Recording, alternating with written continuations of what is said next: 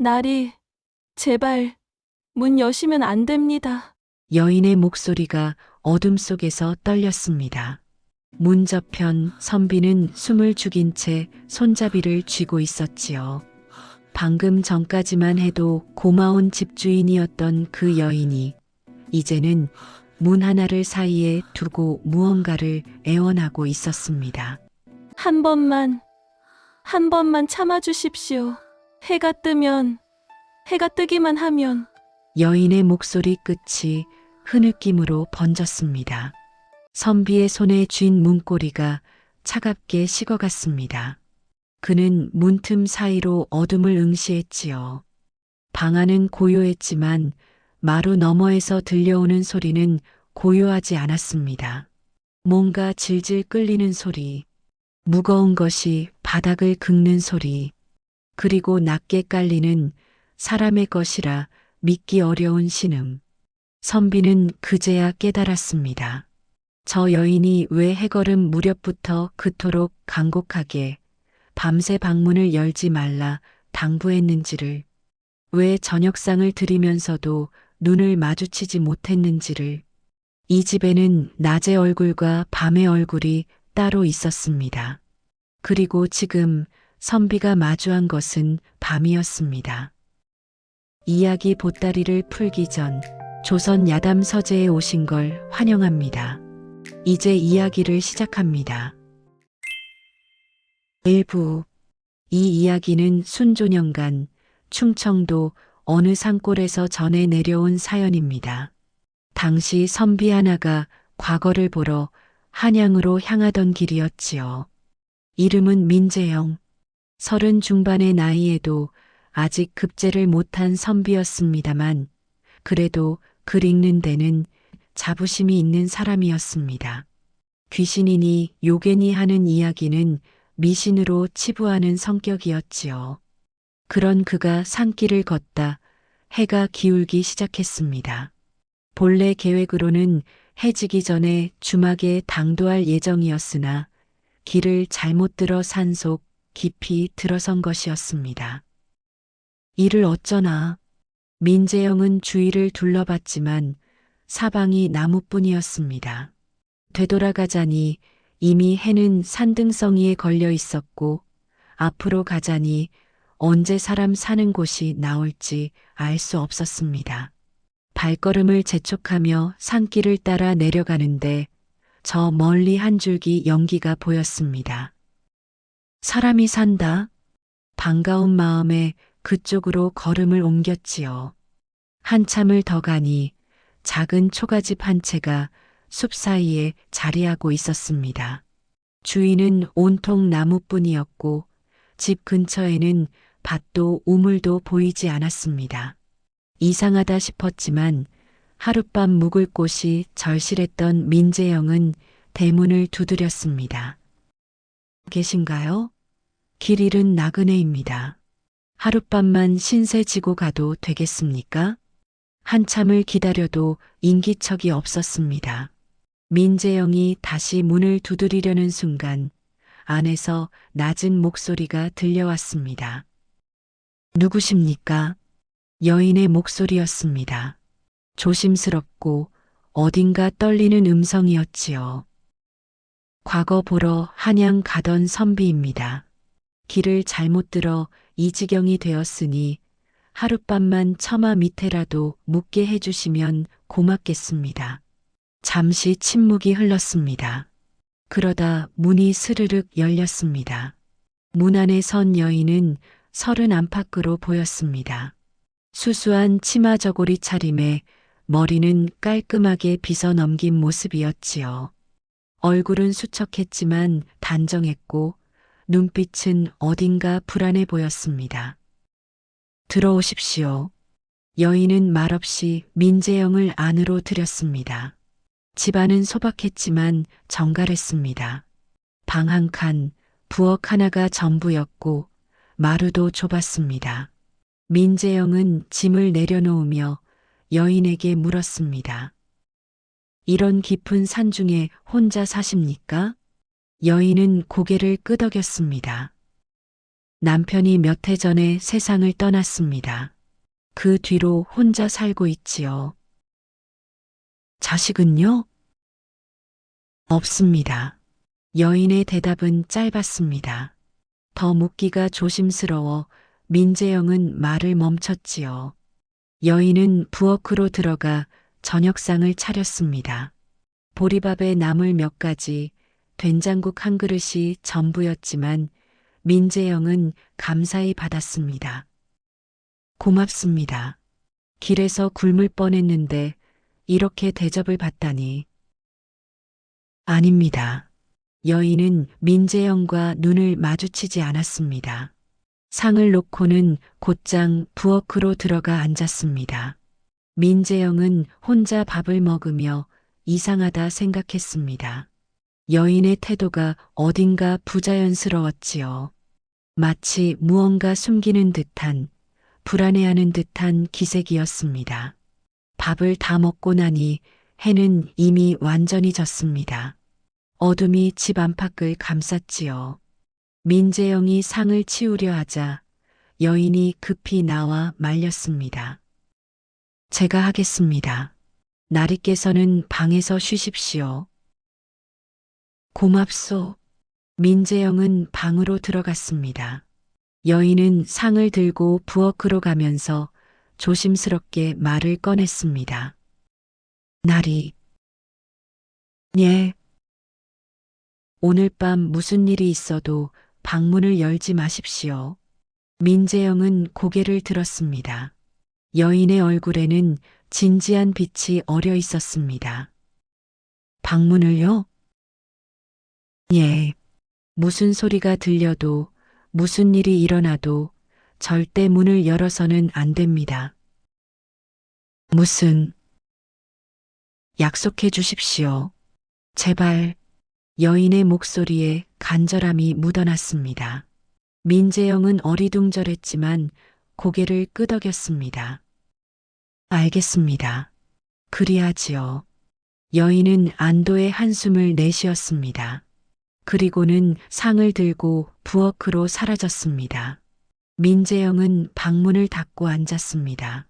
마음 한편이 불편했습니다.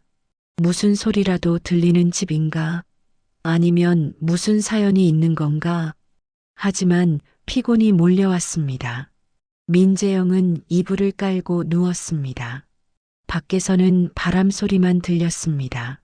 고요했습니다. 너무 고요했습니다. 그런데 한밤중이었습니다. 민재영은 잠 곁에 무언가 소리를 들었습니다. 처음엔 바람 소리인 줄 알았습니다. 하지만 귀를 기울이자 그것은 바람이 아니었습니다. 끙, 끙, 끙, 끙. 누군가 신음하는 소리였습니다. 낮고 거칠게 마치 짐승이 앓는 듯한 소리였지요. 민재영은 눈을 떴습니다. 어둠 속에서 그는 귀를 세웠습니다. 소리는 마루 쪽에서 들려왔습니다. 끙, 끙, 끄. 그리고 무언가 끌리는 소리, 무거운 것이 바닥을 질질 긁는 소리가 이어졌습니다. 민재영은 몸을 일으켰습니다. 심장이 빠르게 뛰기 시작했지요. 저게 무슨 소리지? 그는 조심스럽게 방문 쪽으로 다가갔습니다. 문틈 사이로 마루를 보려 했지만 어둠 때문에 아무것도 보이지 않았습니다. 하지만 소리는 계속 들렸습니다. 끙, 끙, 끙, 끙, 끄. 그리고 그 순간 마루에서 여인의 목소리가 들려왔습니다. 나리, 문 열지 마십시오. 민재영은 숨을 멈췄습니다. 여인의 목소리는 떨리고 있었습니다. 고통스럽고 애원하듯 간신히 짜내는 목소리였습니다. 제발 문 열지 마십시오. 해가 뜰 때까지만 참아주십시오. 하지만 그 목소리와 함께 또 다른 소리가 섞여 들렸습니다. 낮고 거친 사람의 것이 아닌 듯한 신음소리. 그리고 뭔가 바닥을 긁는 소리. 민재영은 온몸에 소름이 돋았습니다. 저 여인에게 무슨 일이 일어나고 있는 건가? 2부. 민재영은 문고리에 손을 댔습니다. 열어야 할까 말아야 할까? 여인은 분명 문을 열지 말라 했습니다. 하지만 저 소리는 무엇인가? 누군가 고통받고 있는 것이 분명했습니다. 선비로서 어찌 모른 척할 수 있단 말인가?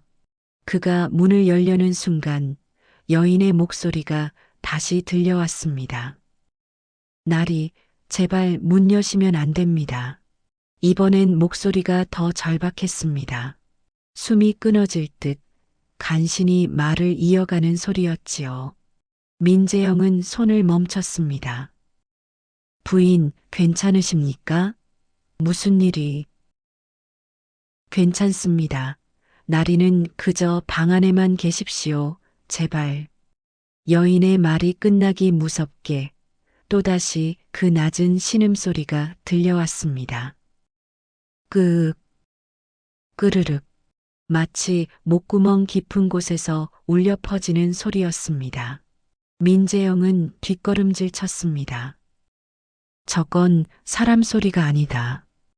그는 방 한가운데로 돌아와 앉았습니다. 온몸이 떨렸습니다. 귀신은 믿지 않는다고 했지만 지금 이 순간만큼은 달랐습니다. 뭔가 설명할 수 없는 일이 이 집에서 일어나고 있었습니다. 밤은 깊어갔습니다. 소리는 한동안 계속되다가 조금씩 잦아들었습니다. 민재영은 잠을 이룰 수 없었습니다. 귀를 세우고 밖의 기척을 살폈지요. 한참이 지나자 마루에서 발소리가 들렸습니다. 느리고 무거운 발걸음이었습니다. 그리고 문 밖에서 여인의 목소리가 들려왔습니다. 날이 주무십니까? 민재영은 대답하지 않았습니다. 숨을 죽이고 가만히 있었지요. 여인은 잠시 침묵하다가 다시 말했습니다. 고맙습니다. 문 열지 않아 주셔서 고맙습니다. 목소리는 지쳐 있었습니다. 기운이 빠진 겨우 살아있는 듯한 목소리였습니다. 민재영은 입술을 깨물었습니다. 뭔가 말을 해야 할 것 같았지만 입이 떨어지지 않았습니다. 발소리가 멀어졌습니다. 여인은 어딘가로 돌아간 듯 했습니다. 민재영은 그제야 긴 한숨을 내쉬었습니다. 하지만 잠은 오지 않았습니다. 그는 벽에 기대 앉아 새벽을 기다렸습니다. 동이 트기 시작했습니다. 희미하게 방안이 밝아지자 민재영은 조심스럽게 문을 열었습니다. 마루는 고요했습니다. 아무 흔적도 없었습니다. 밤새 들렸던 그 소리, 그 신음, 그 모든 것이 마치 꿈처럼 느껴졌습니다. 부엌 쪽을 보니 여인이 앉아 있었습니다. 벽에 기댄 채 고개를 떨군 모습이었지요. 민재영은 조심스럽게 다가갔습니다. 부인, 여인이 고개를 들었습니다. 얼굴은 핏기 하나 없이 창백했습니다. 눈가에는 눈물 자국이 말라 있었지요. 민재영은 가슴이 철렁했습니다. 괜찮으십니까? 여인은 고개를 끄덕였습니다. 힘없이 간신히 움직이는 정도였습니다. 괜찮습니다. 나리께서 약속을 지켜주셔서 괜찮습니다. 밤새 무슨 일이 있었던 겁니까? 여인은 대답하지 않았습니다. 그저 고개를 저을 뿐이었지요. 민재영은 더 묻지 못했습니다. 여인의 눈빛에는 말할 수 없는 고통이 담겨 있었습니다. 날이 어서 이 집을 떠나십시오. 여인이 말했습니다. 목소리는 단호했습니다. 길은 저 산모퉁이를 돌아 계속 내려가시면 됩니다. 한 시즌이면 마을이 나올 겁니다. 하지만 부인은 저는 괜찮습니다. 어서 가십시오. 여인은 더 이상 말하지 않았습니다. 민재영은 할 수 없이 짐을 챙겼습니다. 뭔가 석연치 않았지만 여인이 원하는 대로 해야 할 것 같았습니다. 대문을 나서면서 민재영은 뒤를 돌아봤습니다. 여인은 마루에 앉아 그를 바라보고 있었습니다. 그 눈빛이 아직도 잊히지 않습니다. 슬프고 외롭고 체념한 듯한 눈빛이었지요. 민재영은 산길을 따라 내려갔습니다. 한참을 걷다 보니 정말로 마을이 나타났습니다. 작은 산골 마을이었지요. 민재영은 주막을 찾아 들어갔습니다. 주막 주인은 나이든 남자였는데 민재영을 보고 반갑게 맞았습니다. 어서 오시오. 어디서 오셨소? 저쪽 산길에서 왔습니다. 민재영은 물 한 그릇을 청하며 자리에 앉았습니다. 마음이 복잡했습니다. 밤새 겪은 일이 자꾸 머릿속을 맴돌았지요. 주인이 물을 가져오며 물었습니다. 산길에서 오셨다니 어디 묵으셨소? 작은 초가집 한 채가 있었습니다. 거기서 하룻밤 신세를 졌지요. 주인의 표정이 굳어졌습니다. 초가집이라 혹시 여인 혼자 사는 집 아니었소? 맞습니다. 아시는 집입니까? 주인은 한숨을 내쉬었습니다. 그리고는 주위를 둘러보더니 목소리를 낮췄습니다. 그 집 들어가지 말았어야 했는데. 예, 무슨 말씀이신지. 그 여인 박씨 부인이라 하오. 몇 해 전까지만 해도 이 마을에 살았던 사람이지요. 주인은 말을 이었습니다. 남편이 최씨 성을 가진 양반이었소. 원래 마을에서도 제법 살림이 괜찮은 집안이었는데 남편이 병을 얻었지요. 이상한 병이었소. 밤만 되면 온몸을 뒤틀며 신음하고 사람 같지 않은 소리를 냈다더군요. 민재영은 숨을 멈췄습니다. 의원을 불러도 소용없었고 무당을 불러도 나아지지 않았소. 그렇게 몇 달을 앓다가 결국 세상을 떠났지요. 그런데 문제는 그 뒤부터였소. 주인은 잠시 말을 멈췄습니다. 물을 한 모금 마시고는 다시 입을 열었습니다. 박씨 부인이 남편과 똑같은 병을 앓기 시작한 거요. 밤만 되면 신음하고 몸을 뒤틀고 마을 사람들이 무서워했지요. 귀신이 씌었다는 소문이 돌았소. 그래서요? 박씨 부인은 스스로 마을을 떠났소. 사람들에게 피해를 주고 싶지 않다면서 말이요.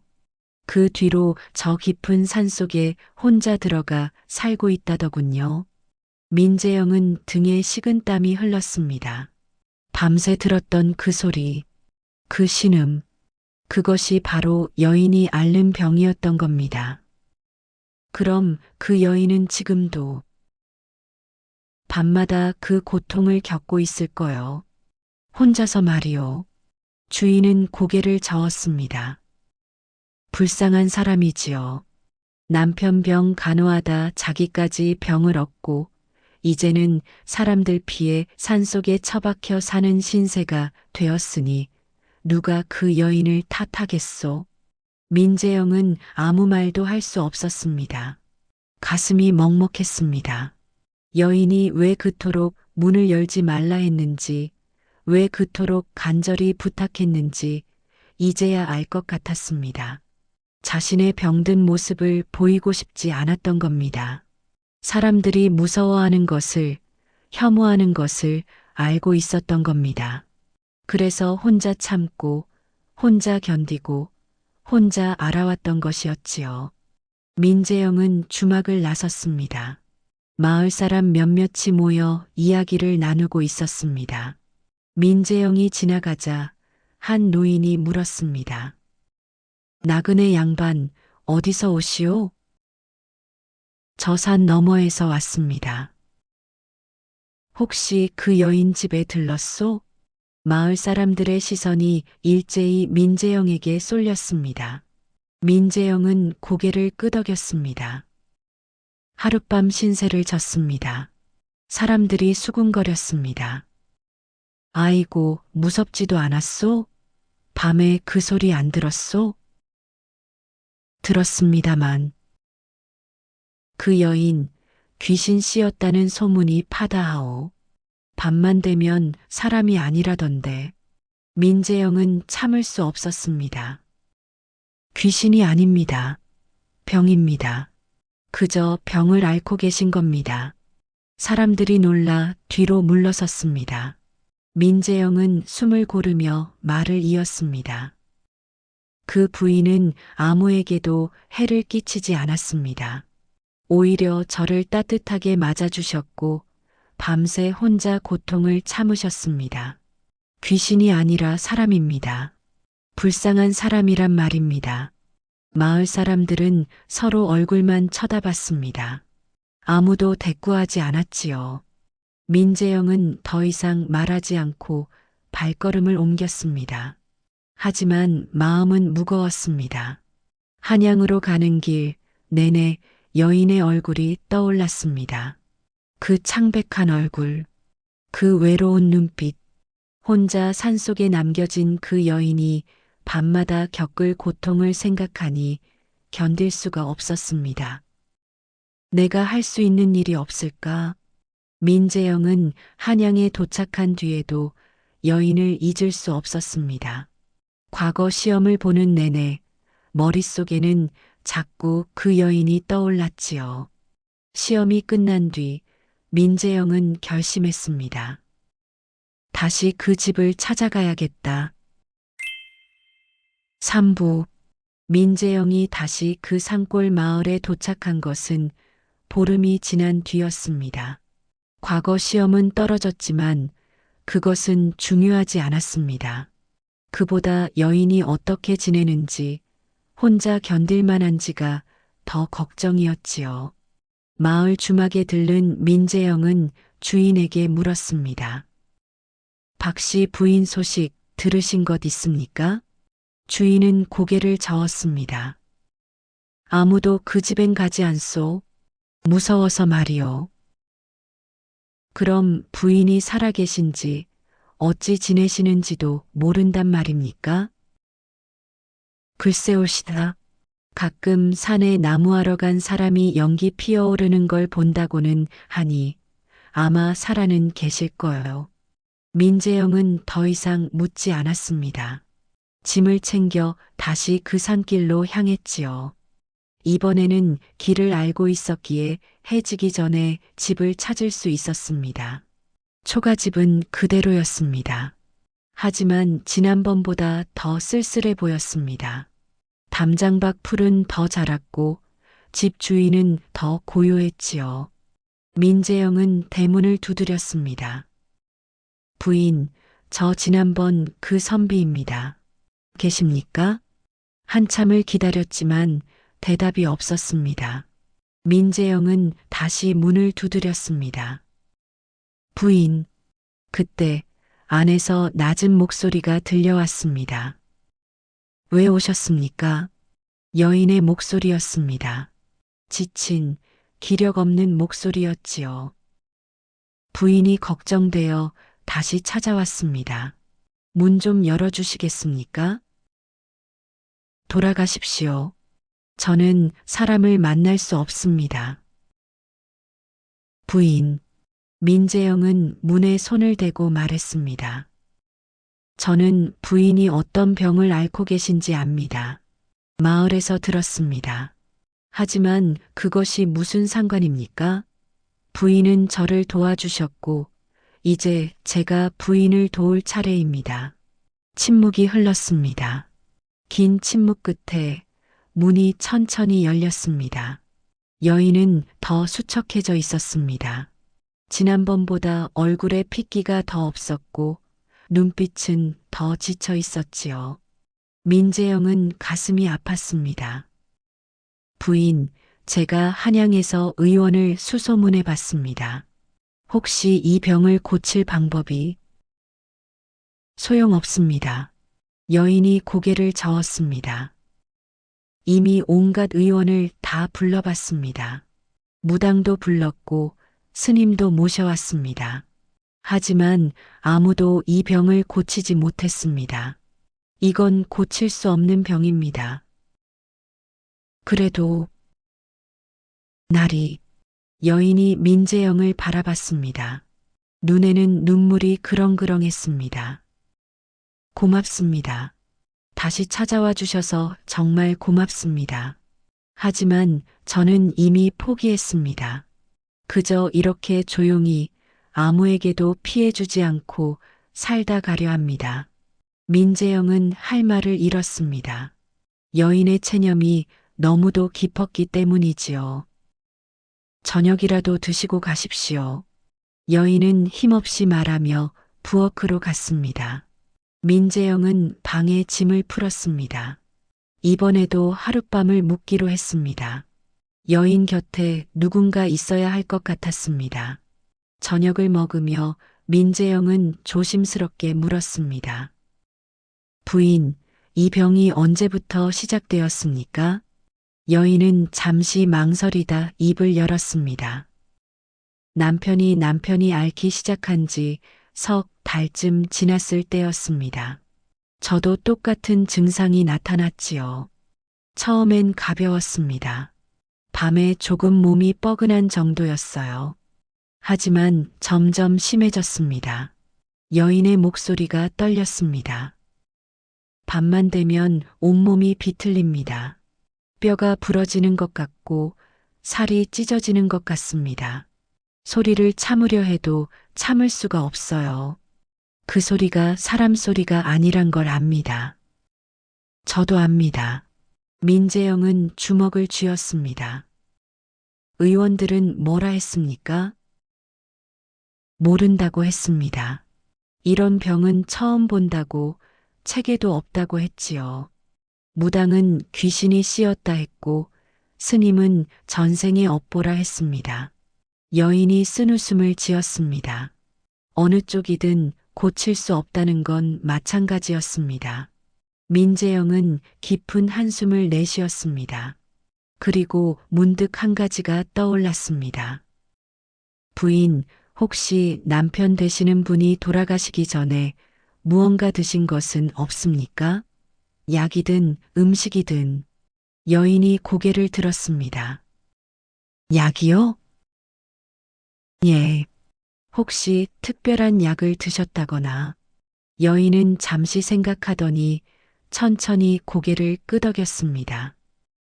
그러고 보니 남편이 병을 앓기 시작하기 며칠 전 마을에 약장수가 왔었습니다. 남편이 그 사람한테서 보약을 샀지요. 기운을 북돋아 준다는 약이었습니다. 그 약을 드신 뒤로 병이 시작됐습니까? 그랬던 것 같습니다.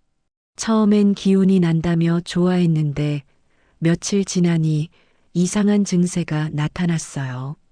민재영의 눈빛이 날카로워졌습니다. 그 약장수 어떻게 생긴 사람이었습니까? 잘 기억이 나지 않습니다. 워낙 오래전 일이라. 부인께서도 그 약을 드셨습니까? 여인이 놀란 표정을 지었습니다. 어떻게 아셨습니까? 남편이 좋다고 하길래 저도 조금 먹었습니다. 남편 간호하느라 지쳐 있을 때였지요. 민재영은 무릎을 쳤습니다. 그겁니다. 그 약에 문제가 있었던 겁니다. 예. 귀신도 업보도 아닙니다. 그 약장수가 판 약에 무언가 들어 있었던 겁니다. 독초든 이상한 광물이든 그것이 몸속에 쌓여 이런 병을 일으킨 거지요. 여인은 눈을 크게 떴습니다. 희망과 의심이 뒤섞인 표정이었습니다. 정말 그럴까요? 그렇지 않고서야 설명이 안 됩니다. 남편분이 먼저 앓고 부인도 똑같은 증상을 보인 것은 둘 다 같은 약을 드셨기 때문입니다. 이건 병이 아니라 독입니다. 민재영은 자리에서 일어났습니다. 내일 당장 마을로 가서 그 약장수를 찾아봐야 합니다. 혹시 마을 사람 중에 기억하는 이가 있을 겁니다. 여인의 눈에 눈물이 고였습니다. 오랜만에 보는 희망의 빛이었습니다. 날이 정말 고칠 수 있을까요? 해봐야 합니다. 하지만 가만히 있는 것보단 낫지 않겠습니까? 밤이 깊어졌습니다. 민재영은 방에 누웠지만 잠들지 않았습니다. 밤이 되면 여인이 다시 고통받을 것을 알고 있었기 때문입니다. 그리고 예상대로 한밤중에 그 소리가 들려왔습니다. 끙, 끙, 끙, 끙. 민재영은 이번에 문을 열지 않았습니다. 대신 문 앞에 앉아 밖을 향해 조용히 말했습니다. 부인, 조금만 참으십시오. 제가 반드시 방법을 찾아내겠습니다. 마루 너머에서 여인의 신음이 들렸습니다. 고통스러운, 참기 힘든 소리였지요. 하지만 그 사이로 여인의 가느다란 목소리가 들려왔습니다. 고맙습니다, 나리. 민재영은 밤새 그 자리에 앉아 있었습니다. 여인 혼자 겪게 하고 싶지 않았습니다. 비록 문 하나를 사이에 두고 있지만 함께 있고 싶었습니다. 동이 트자 여인의 신음이 멎었습니다. 민재영은 문을 열었습니다. 여인은 마루에 쓰러져 있었습니다. 민재영은 달려가 여인을 부축했습니다. 부인, 여인이 천천히 눈을 떴습니다. 창백한 얼굴에 미소가 번졌습니다. 괜찮습니다. 이제 익숙합니다. 잠시만 기다리십시오. 제가 마을에 다녀오겠습니다. 민재영은 서둘러 마을로 내려갔습니다. 주막에서 주인을 만나 물었습니다. 몇 해 전 이 마을에 약장수가 온 적 있다고 들었습니다. 혹시 그 사람 기억하십니까? 주인은 고개를 갸웃했습니다. 약장수요? 여기 떠돌이 장수들이 워낙 많이 와서 어떤 사람인지 더 말씀해 보시오. 박씨 부인 남편이 돌아가시기 전 그 집에 보약을 팔았던 사람입니다. 주인은 잠시 생각하더니 고개를 끄덕였습니다. 아, 그 사람이라면 김씨 성을 가진 자였소. 나이는 40쯤 되어 보였고 키가 작고 눈이 날카로웠지요. 온갖 영약이 다 있다며 떠벌리던 자였소. 그 사람 지금 어디 있는지 아십니까? 글쎄올시다. 그 뒤로 본 적이 없소. 아마 다른 고을로 갔겠지요. 민재영은 실망했지만 포기하지 않았습니다. 마을 이곳저곳을 돌아다니며 사람들에게 물었습니다. 그러다 한 노파를 만났습니다. 약장수요? 아, 그놈 말이요? 사기꾼이었지요. 사기꾼이라니요? 온갖 병 다 고친다며 비싼 값에 약을 팔았는데 먹고 탈난 사람이 한둘이 아니었소. 나중에 알고 보니 그 약에 이상한 풀을 섞어 넣었다더군요. 민재영의 눈빛이 빛났습니다. 이상한 풀이요? 독초라 하던가 처음엔 기운이 나는 것처럼 느껴지지만 나중엔 온갖 이상한 증세가 나타난다더군요. 몇몇 사람은 죽기도 했다 하오. 그 약장수 지금 어디 있습니까? 노파가 턱으로 산 너머를 가리켰습니다.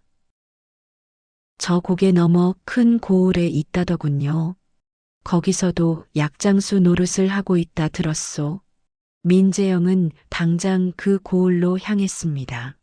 하루를 꼬박 걸어 도착한 고을에서 민재영은 약장수를 찾기 시작했습니다.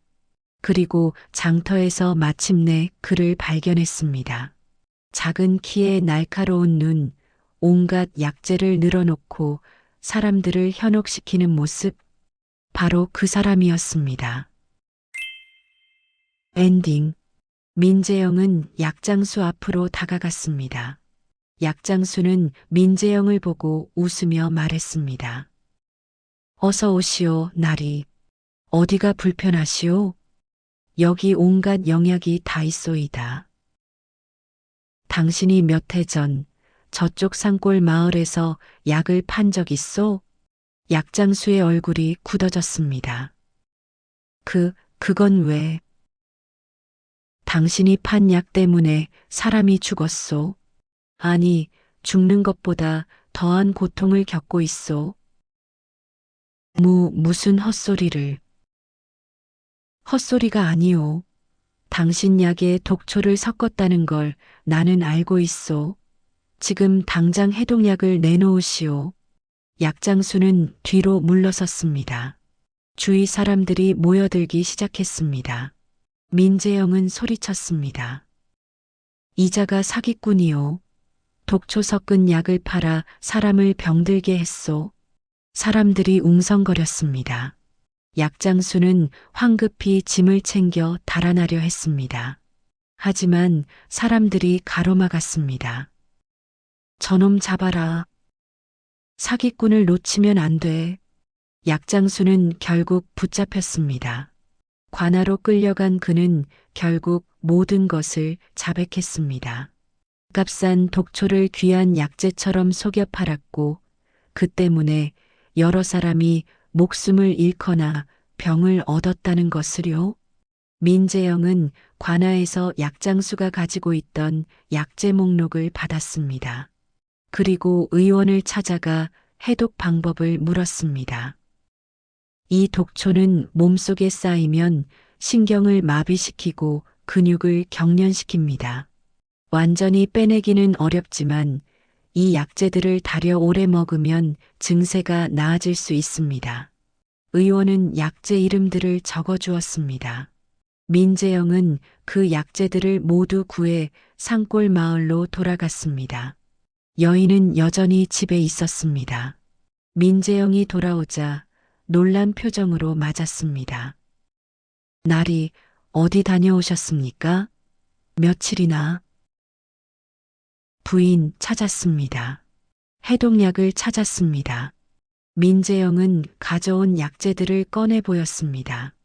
그리고 그동안 있었던 일을 모두 이야기했습니다. 약장수를 찾은 것, 그가 독초를 섞었다는 것, 해독 방법을 알아낸 것까지. 여인은 두 손으로 얼굴을 가렸습니다. 눈물이 주르륵 흘러내렸습니다. 정말입니까? 이 병을 고칠 수 있다는 겁니까? 시간은 걸릴 겁니다. 하지만 의원이 분명히 말했습니다. 꾸준히 약을 달여 드시면 나아질 수 있다고. 민재영은 그날부터 여인의 집에 머물렀습니다. 매일 약을 달여 드렸고 밤이면 문 밖에서 함께 기다려 주었습니다. 처음엔 여인의 증세가 여전했지만 보름쯤 지나자 조금씩 변화가 보이기 시작했습니다. 신음소리가 조금 줄었습니다. 경련이 일어나는 시간도 짧아졌습니다. 한 달이 지나자 여인의 얼굴에 핏기가 돌기 시작했습니다. 날이 정말 나아지고 있습니다.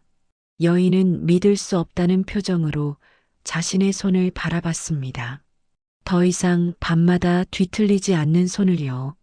석 달이 지났습니다. 여인은 이제 밤에도 편히 잘 수 있게 되었습니다. 가끔 가벼운 경련이 일어나긴 했지만 예전처럼 심하지 않았습니다. 민재영은 마을 사람들에게 소식을 전했습니다. 박씨 부인이 귀신에 씌인 것이 아니라 독초 때문이었다는 것, 이제 병이 나아가고 있다는 것을요. 사람들은 놀랐습니다. 그리고 부끄러워했습니다. 그동안 여인을 귀신 취급하며 외면했던 것을요.